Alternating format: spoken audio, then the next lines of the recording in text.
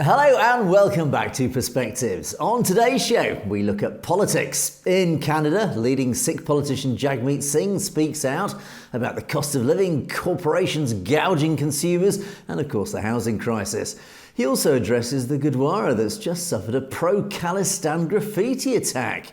Is this yet another Hindutva false flag operation to tarnish the growing Khalistan movement? Well, talking about graffiti, US Vice President Vance and his Indian wife visit India to meet Narendra Modi, but also meet the uncomfortable sight of pro-Khalistan graffiti there. But I think we know which set is probably more genuine. And we continue our Vaisakhi coverage with more shots from Surrey and a look at some of the important significance of the event. All this and more on today's show, but joining me as always for Perspectives is our very own correspondent in Canada, James Cousineau. Good morning, James. Good morning, Angus, and good morning to our viewers out there. We've got so much to get through today. We'll just keep on plugging at it. Thanks for tuning in and joining us for another episode. Indeed. James and I together will be bringing you our perspectives on this daily news affecting the Sikh community across the world. And of course, as usual, we'll take a look at lots of your great comments at the end of the show, which have been filling up below the video. So thank you, as always, for those. Right, James, let's get underway. What are you going to start us off with this morning? We are only about 8 days or 7 days away from the federal election in Canada. Advanced polling is open already and people are getting out to have their voices heard. And in the meantime, the candidates are still on full throttle. Today alone, Jagmeet Singh was in 3 different cities, both on Vancouver Island and here locally on the Lower Mainland in Port Moody. And he came to the podium and he was ready for battle with the other candidates. He brought up everything from the history of the involvement of the Carney influence, I'll say, in the previous Liberal Party or the Liberal government under Justin Trudeau, as well as other influences that we have seen within the Conservative Party with some big stir up there that we'll get into a bit later. But on that note, let's take a quick peek at Jagmeet Singh in Port Moody, British Columbia.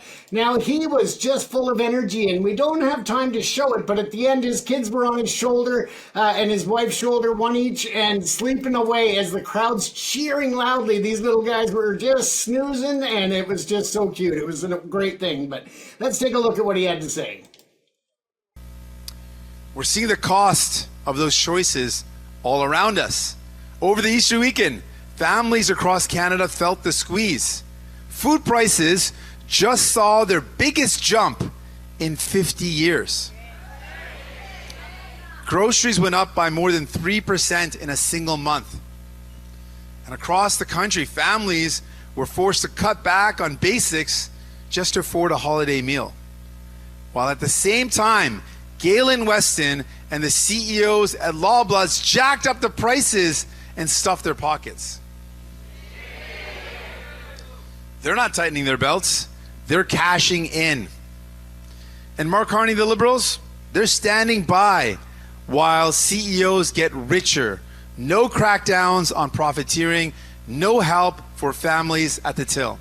Instead, what he's promising in his bill, in his budget, in his electoral platform, is $28 billion in cuts and tax breaks for people making over $1.4 million a year. They say we can't afford to invest in you, but we know the truth. The money is there. It's just going to the wrong people. And if you've been through hard times, you know exactly what happens next. Because when the pressure hits, it's never the CEOs who feel it. They'll do anything to protect their bottom line. It's working people who pay their price. It's families who get the pink slip, who delay the dentist, who skip the groceries, who walk away from the pharmacy empty-handed, while the rich never feel a pinch.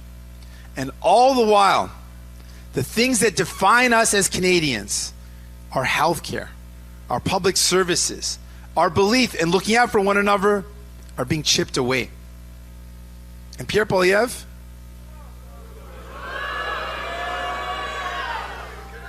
he's not serious. He wants to import Trump-style chaos into Canada.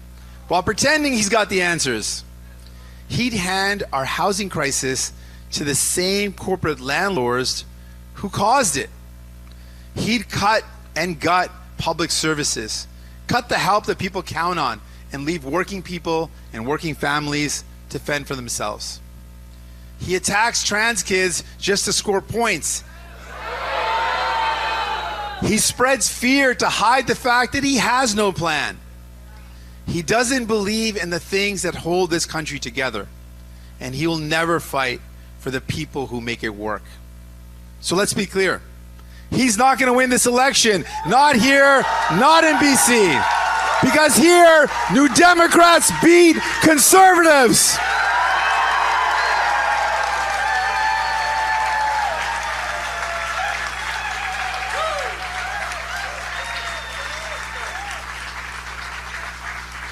And we don't win by copying the US, we win by standing together. This is our fight, and we're not backing down. We're not backing down. Because when we fight for something real, something better, something everyone in this country deserves. We're fighting to make sure everyone in this country can see a family doctor or a care team by 2030. We'll train more doctors. We'll recognize internationally trained doctors. We'll fund residencies. We'll bring in a national license. We'll cut the paperwork.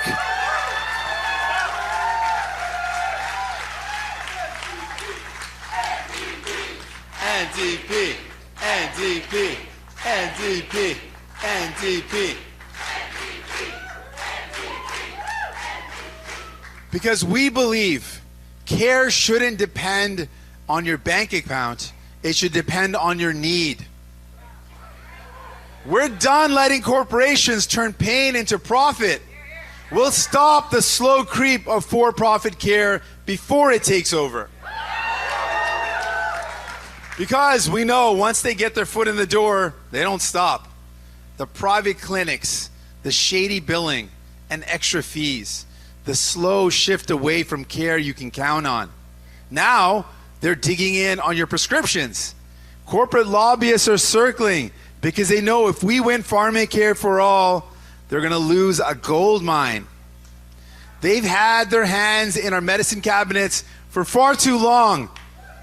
For far too long.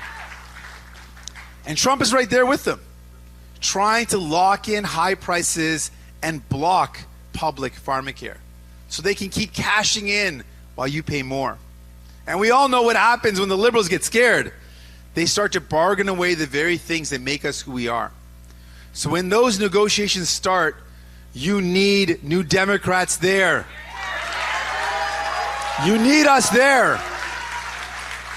Because we won't let them put our water on the table. We won't let them bargain away Indigenous rights. And we won't let them trade away our public health care. Not now, not ever.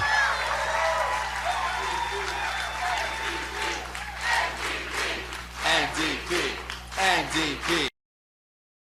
So with that, Angus, you can see that he took a shot at the Conservative Party. He took a few shots at the Liberal Party. But overall, it was a great speech. And he actually, towards the end, really got the crowd going, cheering for the NDP, dancing to some music. And he danced along with them. He actually brought a huge energy that I have not seen from any of the candidates yet. And I think that's what separates the leadership of Jagmeet Singh from the others, is that he comes across as very youthful and just genuine. And I think that really makes a difference. And I don't necessarily mean that youthful in terms of his appearance, because we're all getting a little gray, let's face it.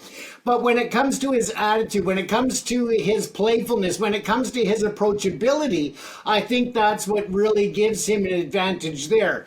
Now, realistically, it's not going to win him the seat as Prime Minister, but I do believe that his energy and his charisma can definitely play a role in the NDP picking up more seats and having that influence within the parliament that they have in the past 4 years that allowed them to bring things in, such as the start of a Medicare program that covers more prescription medication for people in need when it comes to life-saving medications for diabetes and other things such as that.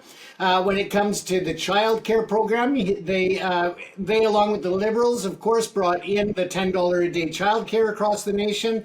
And when for people outside of Canada, when he's talking about Galen Weston and Loblaws, that is one of the largest retail chains across Canada for groceries and pharmacies throughout the country. So again, just for context, for those wondering who Galen Weston was or what Loblaws was, it'll make a bit more sense to you now. But yeah, Angus, it's heating up. And as I said, the advanced polls are already open and we're seeing people getting out to get their voices heard. Of course, it's really ramping up now, and they're all out there treading the boards, getting their faces out there into the media as much as possible as they're all scrambling for those final votes.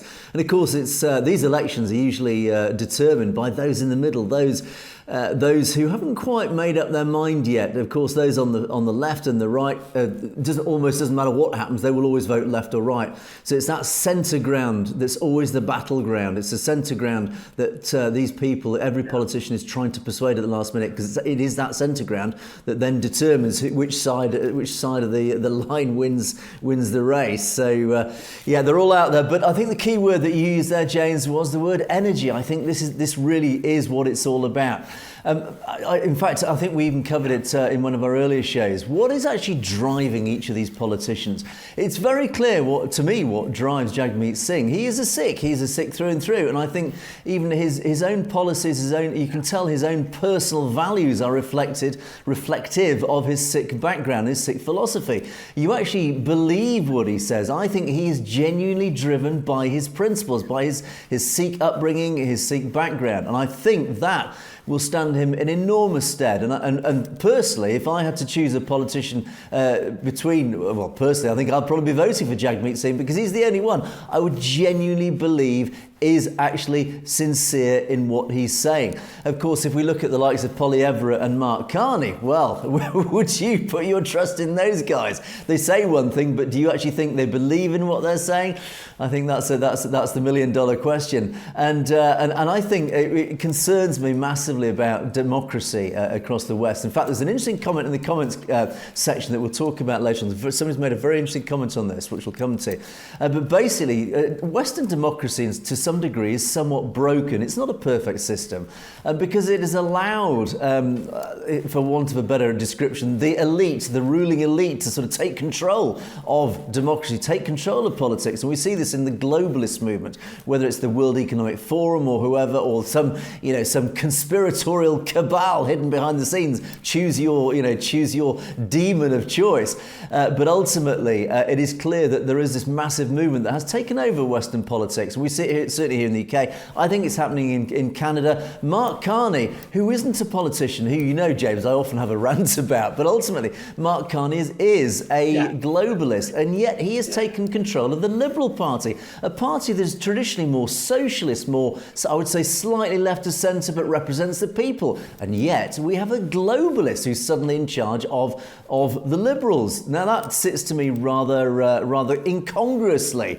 And of course the Conservative, driven by a capitalist, right-wing, typical Conservative, Polly Everett. So ultimately, the mainstream Canadian politics seems to be taken over by capitalist globalists, which actually reflects exactly what's happened here in the UK, where the left, the socialist left, who was supposed to represent the people against the rich elite, even the left wing, the Labour Party, has been taken over by these globalists, these almost capitalist globalists. So again, we have no choice. If you're left wing and a socialist in the UK, we're again losing that choice to vote for genuine left wing socialist parties. And that, to me, James, is a slight worry. Which is why, coming back to Canadian politics, to me, Jagmeet Singh is the only one in that lineup who I think genuinely represents the people of Canada against this dominating ruling elite. And again, we can go back to India. It's the equivalent to the Brahmanical elite controlling India. It's this constant battle between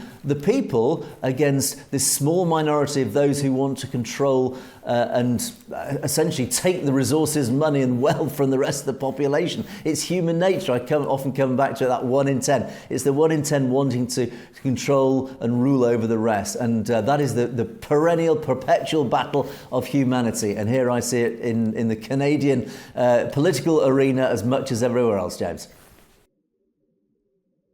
And the bright side is that there's only 1 week left to go before the votes are tallied, so we can get past all of the election and all of the candidates. It is, Hooray! It is an election. What can I say? It keeps us entertained.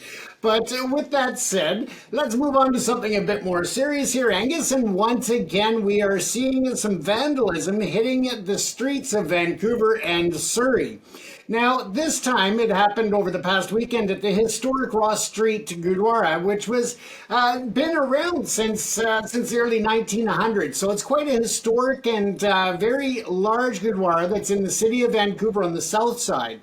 And what happened is that there were acts of vandalism, and it was supposedly pro-Khalistan vandalism and anti-Modi vandalism, but I'm really questioning, because of the fact that there was the big Vaisakhi celebration in Surrey over the weekend, and all of a lot of the Khalistan movement was represented there. It was all about positivity. It was all about unity. It was all about coming together as all in one world. And to see this happening, it obviously was not any official representation of the Khalistan movement, but instead some idiot with a can of spray paint that did this, not only here, as you can see at the Gurdwara in South Vancouver, but the other one happened at the Hindu Mandir in Surrey, British Columbia, which of course we know has been in the news previously for different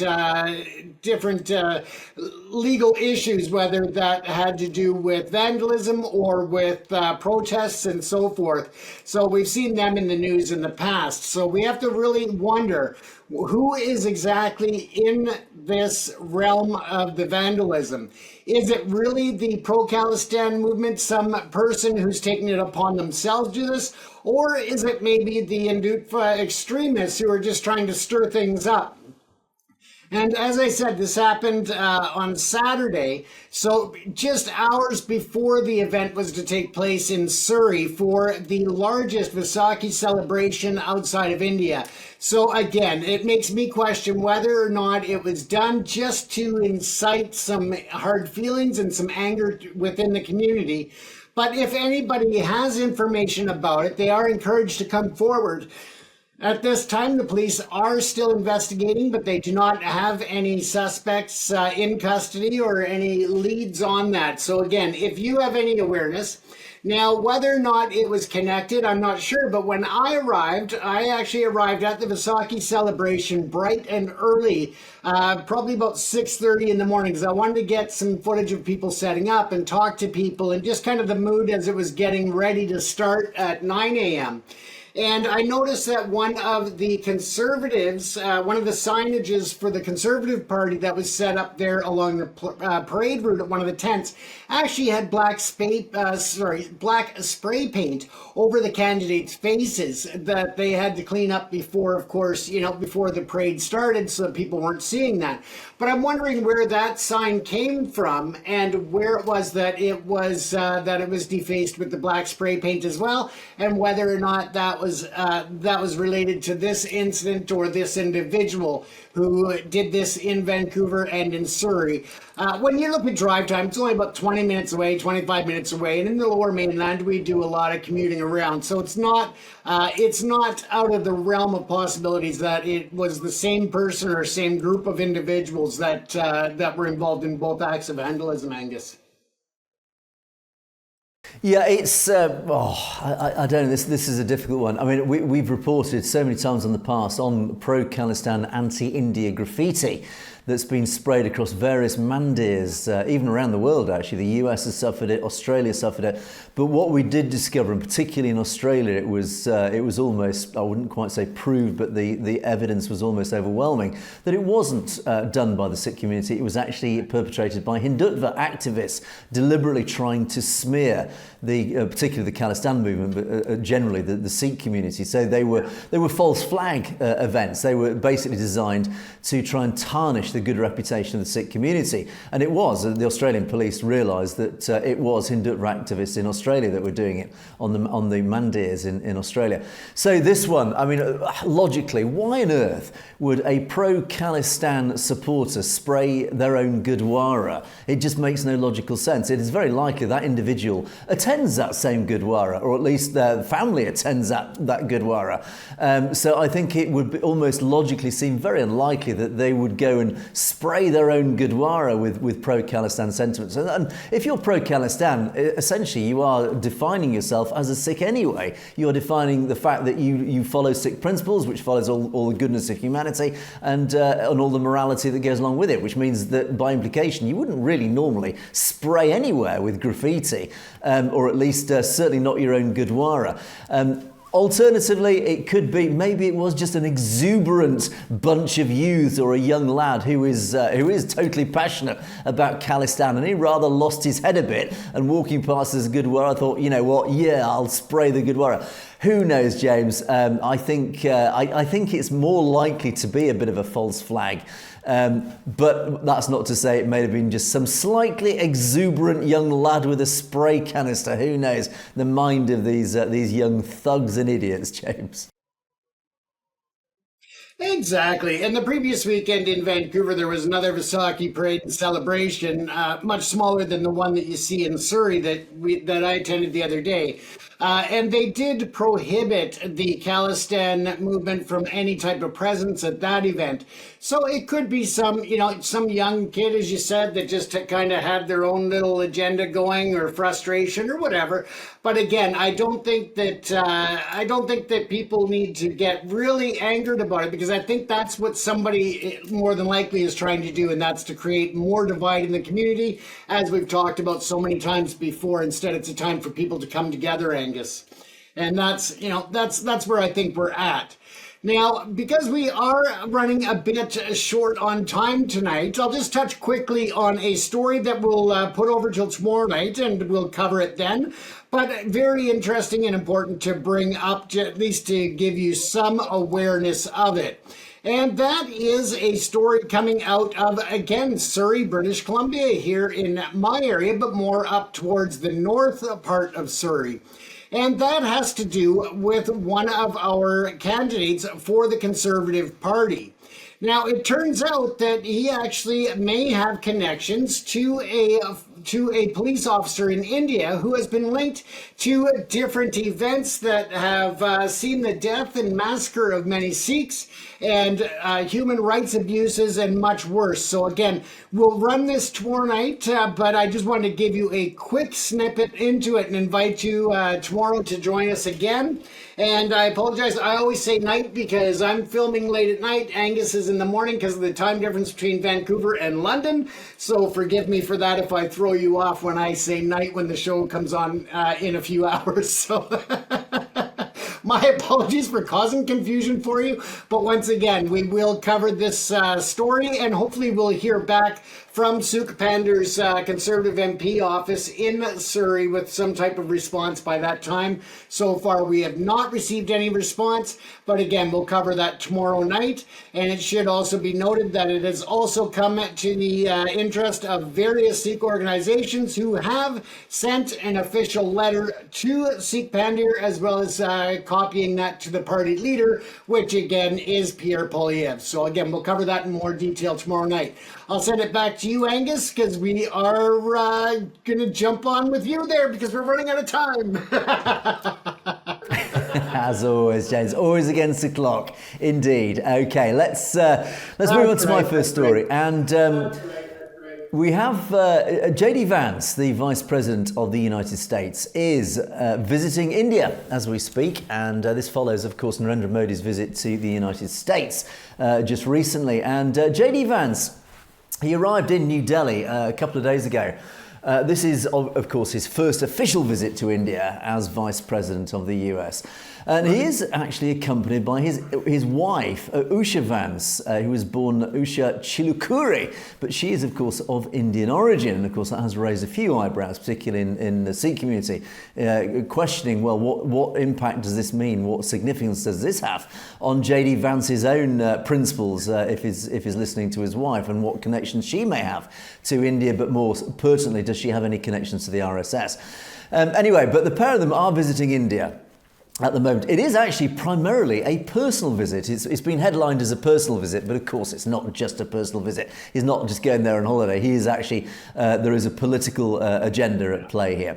But he has actually taken his wife and his children, and they have various meetings lined up.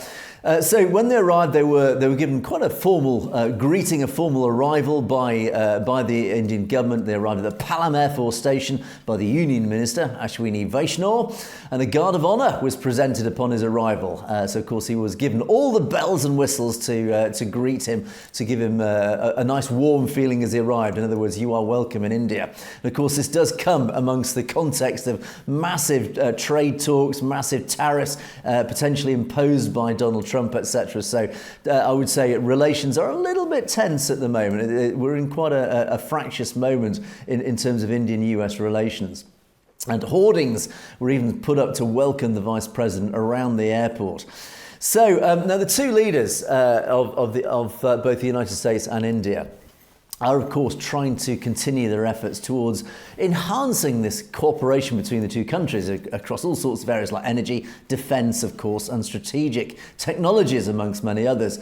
And Narendra Modi's office, they did actually meet up. They met, I think was it last night, overnight they met up, Narendra Modi and J.D. Vance had a formal meeting to talk about all the main obvious issues. And the various statements, I'd say relatively sterile statements at this stage. In other words, fairly meaningless statements, almost predictable statements were issued overnight, post-meeting. Of course, over time, the real nuts and bolts, the real meat of those meetings will come out in time. But basically, they did discuss regional and global issues, of course. They called for dialogue and diplomacy as the way forward. Surprise, surprise. Reiterating a standard Indian line. And this came out of India's camp. India said it reiterates a standard Indian line about global conflicts. They didn't name any specifically. New Delhi has in the past used this type of formulation for the war in Ukraine. So of course they are talking about the war in Ukraine, and we have reported in the past how Narendra Modi has had this relationship with Moscow, with Putin, and of course India has been accused, and we do know they are buying Russian oil, so they are feeding the Russian war machine, which has rather put the West's nose out of joint.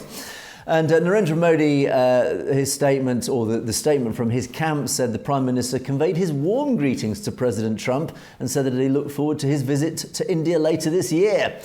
From the other side, the statements from the Trump administration after the meeting said the two countries agreed on a roadmap for further discussions on trade. And Vance's office said talks present an opportunity to negotiate a new and modern trade agreement focused on promoting job creation and citizen well-being in both countries. And in a statement, US Trade Rep Jameson Greer pointed to a serious lack of reciprocity in the trade relationship with India. So this is just before the meeting. So, of course, going into that meeting, the US trade representatives had said, look, you know, the way the trade balance is, it's not acceptable. We need to do something about this. So, of course, that then post-meeting, both camps are saying, yep, we did talk about it, and we've come to all sorts of interesting agreements. But, of course, we don't really know what was agreed yet. And that will come out in time. Now, the rest of Vance and his family's visit to India is doing the bit of the tourist trail. They're visiting the Ashkardam Temple in Delhi today, known for its architectural grandeur. Their itinerary includes prominent historical and cultural landmarks across Rajasthan and Uttar Pradesh, so they are doing a bit of a tour. And then also today they're travelling to Jaipur in Rajasthan. They're visiting the Amber Fort, that's the UNESCO World Heritage Site, the Rajasthan International Centre, where J.D. Vance will deliver a public address on India-US ties. So we might have something interesting to report on that tomorrow. I don't know. Don't hold your breath. We'll see. But it is expected to include foreign policy, diplomacy, and various other issues. And then tomorrow they visit Uttar Pradesh. And they're heading to Agra, where they'll, of course, unsurprisingly, visit the Taj Mahal and Shilpgram, which is a cultural hub showcasing traditional Indian crafts and artisanship. And then finally, on the 24th, in a couple of days, they will depart from Jaipur back to the United States. Now, the visit...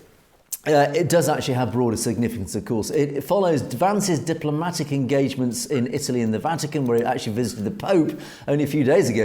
I think his meeting was the last meeting the Pope had before he sadly passed away yesterday. But this India leg signals continuity and deepening of this India-US Comprehensive Global Strategic Partnership, as it's officially called. And that was emphasised by the Indian spokespeople. Now, on ongoing trade discussions, it was noted that from the Indian side, we are talking to the US side so that a bilateral trade agreement can be done. We're very positive that the visit will give a further boost to our bilateral ties. In other words, the whole thing basically boils down to we want to discuss trade. It's all about trade. Underneath, and I think at a higher level between Trump and Modi, it will be more about the defence, the strategic geopolitics, and of course, China is the big bogeyman that we often talk about here.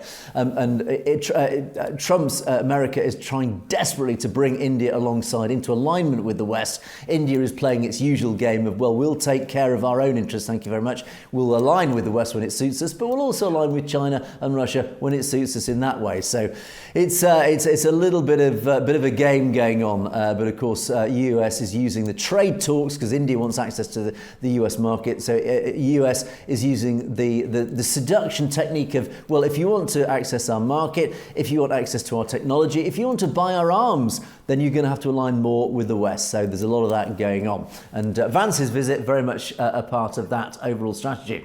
Now, interestingly, talking about graffiti, amongst all these big political discussions, well, Vance was met with, and you won't find this, funnily enough, in the mainstream Indian media, but across Delhi during his visit, graffiti appeared all across the city.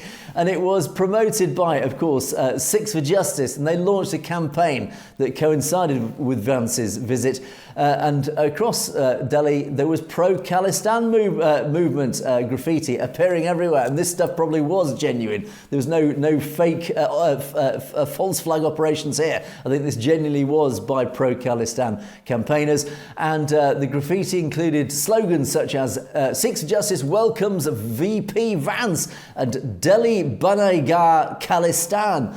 And these were painted everywhere to draw international attention, of course, to the Khalistan referendum movement and, of course, the Sikh people's right to self-determination. And unsurprisingly, that did not appear anywhere in any of the Indian mainstream media. Why, of course? Well, of course, the Indian mainstream media does not want Delhi or even the global press and the global audience to know that there is a pro-Khalistan movement. It doesn't exist, according to the Indian government. So, unsurprisingly, you had to dig deep to find any reference to this graffiti, but no doubt it was all over India, and no doubt a lot of people saw it. Did JD Vance see it? We don't know, again, because the mainstream coverage of that doesn't refer to it, but it is very likely that Vance did see it, and he will have been reminded that there is a very large and growing Khalistan movement that also exists amongst his own electorate back in the US, so I'm sure he did pay attention to it. And Gurpreet Singh Pannoon, who was behind this particular operation, he came out again on social media, as he often does, having a good old rant about the whole thing. And he actually said, these are not just slogans, they are the voices of millions of Sikhs. In other words, these slogans aren't just graffiti, they're actually the outpouring. And it's had to take the form of graffiti because these millions of Sikhs who support Khalistan, particularly in the Punjab, are not allowed to publicly support it. They have to resort to graffiti to highlight the fact that they do not have a voice in India, that if they dare give their voice any publicity, they are sent to prison, basically, in simple terms. Just ask Amritpal Singh. And Pannoon said, Khalistan slogans in Delhi represent the millions of Sikhs who are facing an existential threat under Modi's India. and they're seeking an independence referendum in the Punjab. Why are we not allowed an independence referendum in Punjab? Good question. In a direct challenge to Modi, Panun declared, yes, I am the one who challenges the territorial integrity of India, and I will continue to organise the Khalistan referendum to liberate Punjab from Indian occupation. So once again, Panun putting his head above the parapet, very courageously shouting out, I'm here if you want to come and get me, Mr. Modi. That's what he's saying very bravely. They've certainly tried, India's RAW has certainly tried to take him out, and they got caught red-handed in that act. So he's saying, look, I live in a democratic country. I have the democratic right to say this. If you want to come after me, that's proving to the world that you are not anti-democratic, that you fly in the face of international law. So Mr. Panun, very vocal as always. And of course, he did refer to, and again, talk about how India behaves and the Indian government's attitude to the rule of law and international law. Panun raised this issue that there is publicly a $250,000 bounty to behead him, offered by an Indian politician, a BJP candidate, and an associate of Narendra Modi has publicly come out and said that he would pay $250,000 for the head of Panun, which again, it almost makes me speechless that an Indian public figure can say this without reprehension, without being charged and found guilty and sent to prison for such an incitement to violence, such a public threat against another individual. If this happened in the West, that guy would be in prison in the blink of an eye. Yet in India, this BJP candidate has been allowed to say this, to put a bounty publicly on Panun's head. I think that says all we need to say, James, about the state of Indian politics and the state of Indian democracy. Absolutely, and let's face it here, it just goes to show that when you threaten the life of an American citizen, you don't get diplomatic challenges. Instead, you get the vice president visiting to talk trade deals.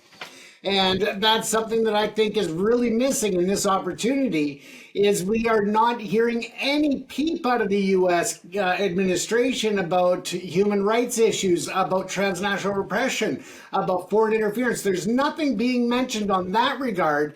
Instead, it seems to be all about trade issues with absolutely no use of leverage here to try and get Modi to recognize that this type of behavior on foreign soil has to stop, or against foreign citizens has to stop.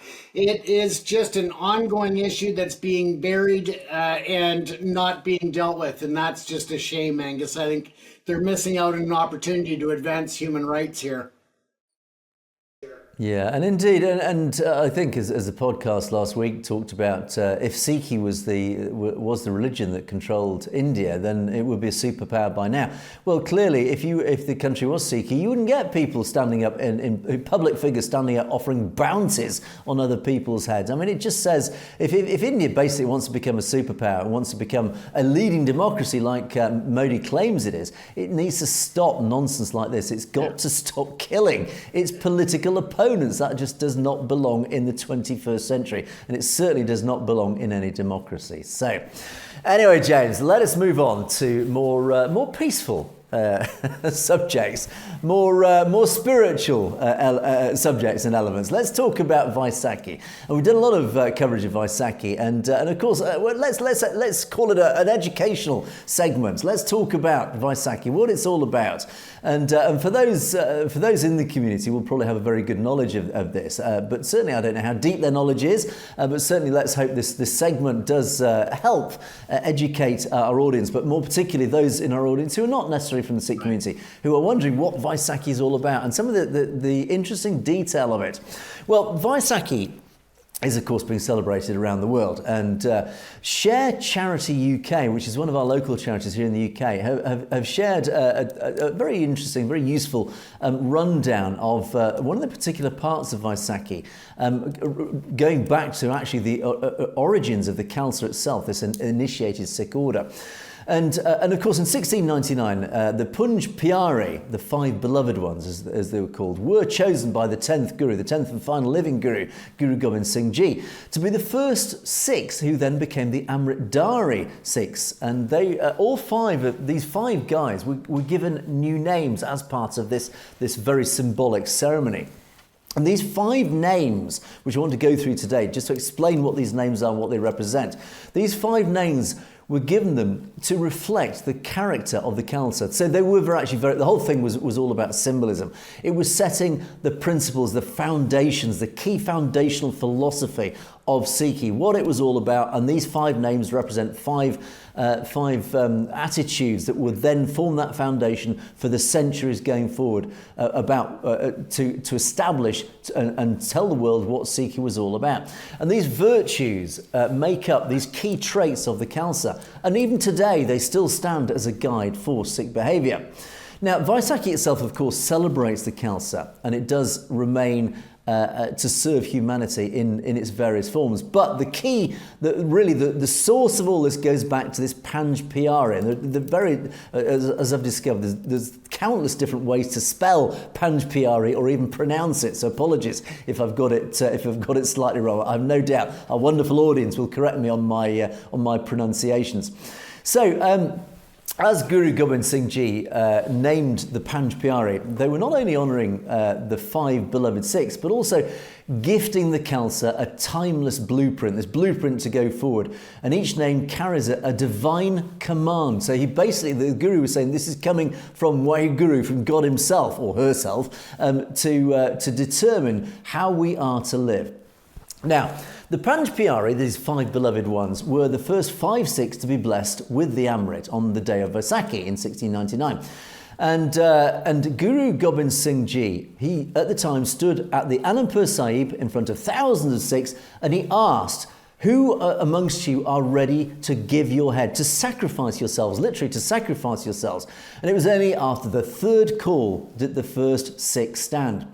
And so the Guru went through the 5 that then stepped forward, and he named them with 5 names, with these key 5 names. What were these 5 names? Let me go through them for you.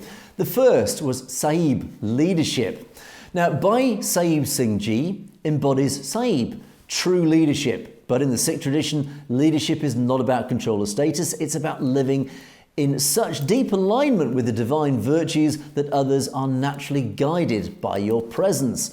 Now, the title Sahib isn't just a name, it's an honour earned through the embodiment of the 4 preceding virtues. And those are, well, I'll come on to those in turn. And without them, leadership is hollow. With them, leadership becomes seva, selfless service in its highest form. Now, Bhai Sahib Singh Ji teaches us that the highest leader is the one who serves with humility, uplifts others with grace, and walks in step with the Guru's vision. This is the ideal of good Sikhi leadership, not domination, that's key. It isn't all about domination, but it's about divine embodiment. Now, the next one, Mukam, meaning steadfast. Now, Bhai Mukam Singh Ji reflects Mukamya, which is steadfastness, discipline, and unwavering resolve. Determination is what keeps us on the path when things get hard. Now, we always talk about resilience. That's a key tenet that we often talk about the Sikh community. Now, it's easy to be inspired in moments of clarity, but staying committed through darkness, in other words, when times get tough and you have doubt and discomfort, it requires deep spiritual grounding. This is what steadfast or Mukam is all about. Bhai Mukami Singh's presence among the Panj Pyare shows us that seva is not about fleeting emotion, it's about consistency, it's about discipline, and it's about inner strength, this resilience. Determination gives our compassion, righteousness and courage the longevity to bear fruit.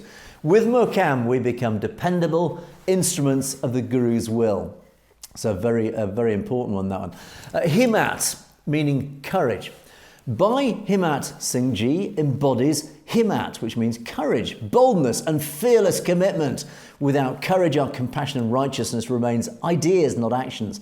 Courage allows us to speak when others are silent, to rise up when others fall, and to stand firm in the face of fear. It's courage that moves us from the safety of the known into the realm of divine trust. So again, this explains why the Sikh community are so courageous, why they are not afraid to stand up against injustice all around the world, wherever they see it. And again, we see it in so many of the activists who basically embody this himmat, this courage, when they stand up against the likes of Modi's transnational oppression and say, I don't care, come and kill me, I don't care, but this will not sway me from my path, from my drive to spread the word of Sikhi. Now, Bhai Himmat Singh stepped forward in answer to the Guru's call, teaches us that courage is not loud or boastful. It is a quiet, resolute, and it is willing to risk everything for truth and love. Courage makes service active and alive. And then we have righteousness, Dharam. Bhai Dharam Singh Ji represents Dharam, which means righteousness, and living in alignment with truth. Now, this virtue is the backbone, it is the spine of integrity. Now, while compassion opens the heart, righteousness anchors us in justice, fairness and moral clarity. And the key word there, of course, is fairness. It's all about fairness. It's all about equality and human rights. Again, this is why Sikhs are so driven to fight, to stand up against unfairness and injustice.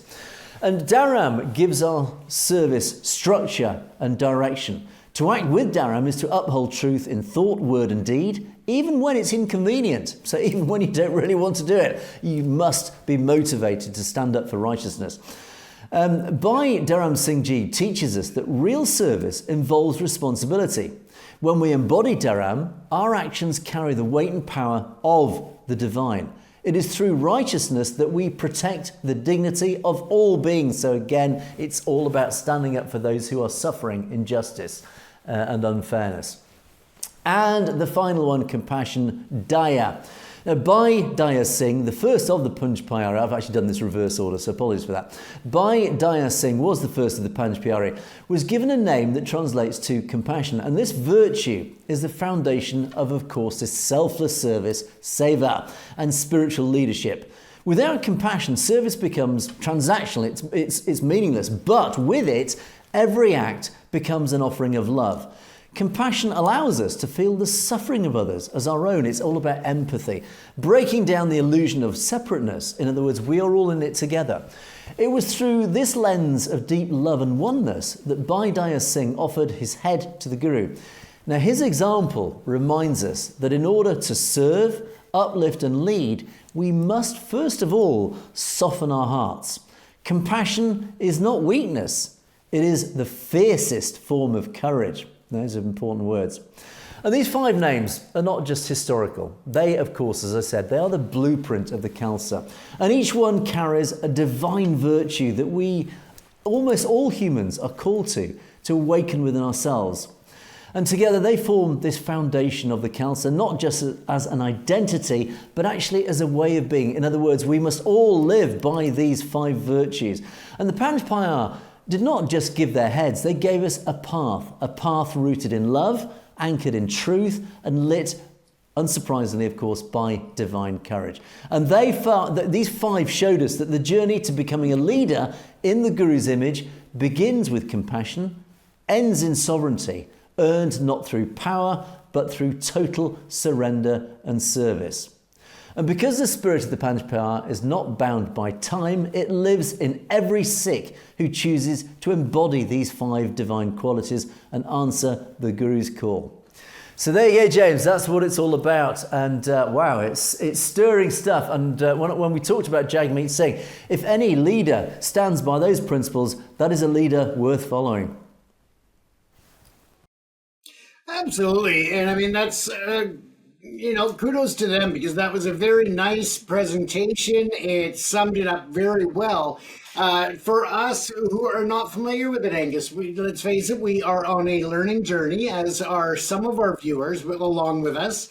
And for us to find resources like this is very important, and to have these available in the English language to those of us in the West who don't have the history and the family passing down this amazing learning. These brochures and books and pamphlets and videos, all of these things really add to our learning journey. So again, if there's any viewers out there that come across things like this that could help us to learn as well as to share it, by all means, send us the links. We love to learn this stuff, and this was really appreciated. Angus, thanks for sharing that. And thank you to Share Charity UK for that very helpful explanation, what it's all about. Absolutely. Okay, on that note, James, let us move on to our comments column. And loads of comments came pouring in over the last few days, particularly the podcast with Bhajan Singh Binder. Lots and lots of comments on that, and I'd say most of the comments from today are from that podcast. Nirmal Singh starts us off. The Brahmanical ideology is one that is regressive. It's worse than apartheid and slavery. And again, we talk about the wonderful philosophy of the Khalsa and Sikhi. Contrast that with the Brahmins and the RSS. How right you are, Nirmal Singh, what it stands for. It basically is a system of apartheid and slavery. It is all about that caste system, that dreadful system that it keeps the lowest at the bottom forever. It's all about the 1 in 10, James, as I often refer to. It's all about this elite, genetically driven group of people of humanity who just want to control the rest of humanity. They just can't help themselves. And in modern day form, they are the Brahmins. They are this ruling elite, James. Absolutely. And, you look at your 1 in 10, you have that one that wants to be the leader. You've got some down near the bottom that want to be led. And then you have the very bottom in my world is the people who are not wanting to be the leader, but they want to go and undercut what the leader is doing at every step, making it appear as though they have more better ideas. And I think that's where a lot of this comes in, is that we see a lot of those people at the very bottom rung who are the ones that are trying to instigate the problems and really do create a lot of animosity within communities. And whether it's the Brahmins or whether it was apartheid in Africa, I mean, you had all of these conflicting areas, and it's a horrible thing, and that the Sikh philosophy is what it's all about. It's about openness, compassion, sharing, equality. Just all of those values, I think, are what is missing, Angus. And as Nirmal wraps up their comment to say Khalistan is really the only solution, I think you're absolutely right in that respect. S-Man says, and again, the strength of Sikhi was, of course, a threat to the British Empire. And as S-Man says, it's one of the biggest reasons the British dismantled every aspect of the empire. So it couldn't influence other parts of India because it was so potentially powerful. It formed such a threat to the British. But as you say, today we have the greed of money and no brotherhood, which actually is a very sad indictment. I think certainly that is reflected across India. And actually, it's funnily enough reflected across the rest of the world. It is sadly the general trend of humanity these days. We talk about capitalism, but yeah, it affects all communities. Even the Sikh community, sadly, is affected by greed and money without brotherhood. It's maybe it's the rise of capitalism, James. Certainly, we saw that recently with that story we covered about the priest who stole all of that money from the Gurdwara just last month, I believe it was, that we covered that. Yeah, so nobody's immune to it, sadly. Millennial Space says Sikhs are the new Rajas for so long, and yet Hindus can't accept that. I think you're absolutely right. And again, it basically makes the same point that Sikhs really, as a community, are one of the potential biggest existential threats, not just to India, the Indian Brahmins, but to the whole structure of India, because they realise just how powerful the community is. And as you rightly say, I think the Sikhs, not just deserve a new Raj, I think they will get their new Raj in the form of Khalistan. So that is certainly what we are campaigning for. Next set starts off with David D. Lalsa, who says, now we talk about the Sanatan Dharma. Now, James, in our educational journey, I hadn't heard of this Sanatan Dharma. But David says, for your information, the Sanatan Dharma does not convert people. Also, the gurus, this is part of Hinduism, and I'll explain this in a moment. The gurus did not condemn Sanatan Dharma, but also vowed to protect them.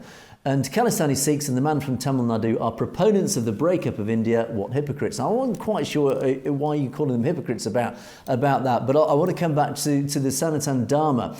And Radical Sikh, Radical Singh says, without Sanatan Dharma, there will be no Sikh. Vasan from Trinidad, USA. Now, first of all, James, I think for our educational consumption, what is this Sanatan Dharma? I had to look it up. Well, Sanatan or Sanatana Dharma, depending on your spelling, it means eternal Dharma or eternal way. It's a term used in Hinduism to refer to the fundamental universal principles and duties that guide life in the universe. It's often understood as the eternal and absolute set of duties and practices that are applicable to all Hindus, regardless of their caste, sect or social standing. So in other words, it basically guides your average Hindu on how they should live their lives. And so a lot of these comments, I think, are all about saying, well, look, Sikhi has borrowed the elements of Sanatan Dharma to underpin the philosophies of Sikhi. And of course, it is then used by a lot of Hindus, particularly Hindutva, to try and claim that, well, therefore Sikhi is actually Hinduism in just another form. And again, we're back to our old argument, James, to say that no, Sikhi is not Hinduism in any form whatsoever. Sikhi is an independent religion. It just happens to share values with Islam, with Hinduism, etc. And if there is any overlap, as indeed there is, of course, overlap with Sanatan Dharma, because they are basically all about human basic morality. Of course, they're going to share values, and we do know that the first guru did draw from all the various religions at that time, whether it was Islam or Hinduism. The guru drew from those religions to create and shape and mould modern Sikhi as it is now evolved, and it has, of course, evolved into what it is today, and it does share many of these values. And somebody actually said on Reddit when I was researching all this, the comment which actually says it all really. Sikhism is not part of any other religion. People of Sanatan Dharma have a habit of claiming whatever is good outside them and destroying it, like they did for Jain Dharma. Hindu terrorist organisations like the RSS is constantly trying to destroy Sikhism and would have succeeded if Sikhs were not allowed outside, if Sikhs were not outside in the US and Sikhs in India willing to defend themselves against RSS, blah, blah, blah, etc. In other words, basically, we're back to this same old argument saying, look, no, Sikhs are not Hindus. They just share many of the same values, because many of those same values are all about human goodness in simple terms. Absolutely, and let's take it even a step further. That you can, or I would argue that the Sikhs take it to a new level, because there are certain religions in the world, I won't name any specifically, where they have their teachings and their books in writing, principles and values and things that are to be followed as a part of that religion, and they're taking more of suggestions as opposed to rules. Whereas with the Sikh community, they really live what it is that they preach, and that's got to be really a big differentiation between them and other religions as well, is that it's a lifestyle that they truly believe what it is that they stand for. Indeed, and Balbir Kaur talks about this perpetual battle between Hindutva and the other cultures in India. And Balbir talks about saying that Tamil is the oldest language in India, because of course we were talking about Tamil Nadu and the Tamil independence movement. And the Hindus are trying their absolute best to drive out the Tamil language from Tamil Nadu, as indeed they are in the Punjab, to try and drive out Punjabi. They're trying to impose Hindi because they do know how important a language is as part of a culture. And so, of course, they are the Hindis, or the Hindutva, are oppressing and driving out any reference and any education in those native languages. And as Balbir sadly points out, look, in the Punjab, only a few actually are standing up. They're scared. They get locked up. There is no justice at all. And I think, again, James, we talk about this all the time. Absolutely. And, we can look at the long lengths or the deep lengths that the government will go after people just for that dissent, for speaking out, for having their own opinions. And it's just wrong. And JD, and this almost made Critics Corner, but I thought, no, you know what, I'll save you the humility of Critics Corner. But JD says, I'm Sikh, but I totally disagree with this assertion that India would be a superpower if it were Sikhs. This has got to be a joke, ha ha ha. And Bali Sohal says, oh, please go on, a mere statement isn't enough, enlighten us. In other words, explain your statement. And actually, I think I'm not going to mock this statement, because I think you have an absolute right to say this, and it probably was almost a bit of a throwaway assertion that if India was Sikh, it would be a superpower. Who knows? It's pure speculation. I think all it does, James, is it provokes this discussion. It's all about provoking the debate about what is good, what is bad in India, and ultimately the assertion is that Sikh is a force for good, and it would be better for India going forward.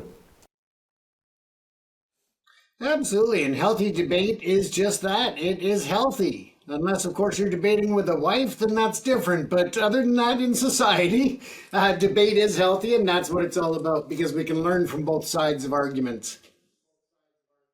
And Sikh Jedi, this is the comment I was referring to earlier in the show. This is a very good and important comment. This Sikhism was revolutionary for its time. It was way ahead of its time, even as you say, promoting equality, particularly treating women as equals, which at the time was revolutionary, defending the oppressed, valuing Seva, etc.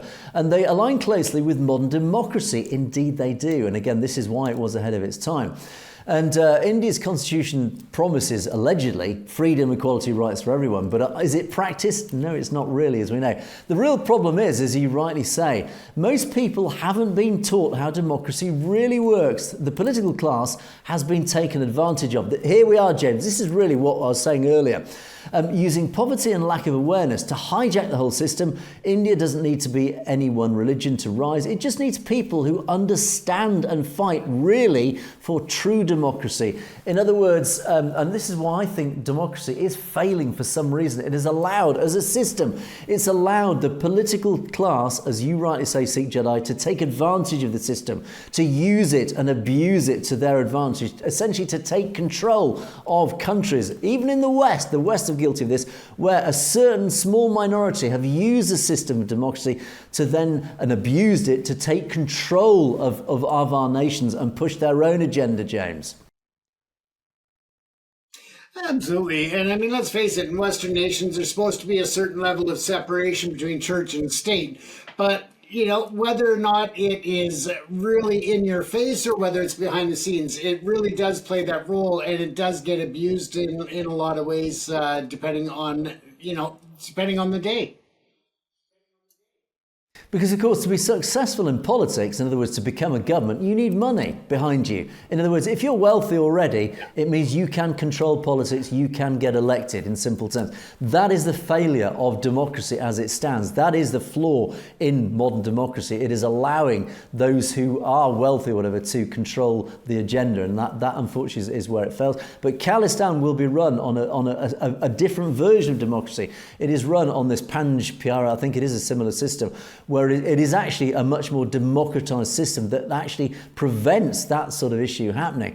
And therefore, ironically, when Khalistan is formed and is established, it will stand as a genuine beacon to the rest of the world about how a real democracy should be run. And I think in turn, over generations, I think that will influence Western democracies and teach Western democracies. Ironically, it will teach the British Empire as was. This is how you run a democracy. This is how it should be run. So anyway, final set, and this one made me laugh. Thank you, Abby, 1999 for this. Wow, this is quality. Well, I would never flatter ourselves, James, to say that we produce quality. All I can say is we do our best.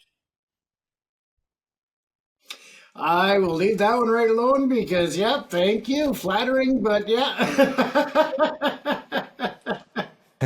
So bless you, Abby, for that comment. It can't be this show. Well, I can certainly say the podcast sits in alignment with this show in terms of quality. But thank you, Abby, for that wonderful compliment. Well, that was really well received. And pardon us for laughing, but it comes as a wonderful surprise. So thank you. Parminder Sahota says Sikhi is all about humanity, which is to teach you to be a good human and lots more, but not tolerate the torture. And I think that wraps up, James, exactly what we've been talking about as a theme, a common theme in this show, James. Absolutely, Angus.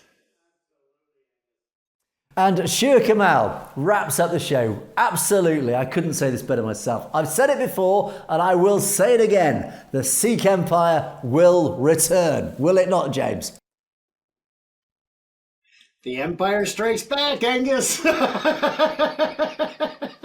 It absolutely will. The Khalistan Empire, the Sikh community will strike back. It lost its empire 150 odd years ago, but I have absolutely no doubt that that empire will rise again in the form of Khalistan, and we will be cheering from the rooftops when it does so.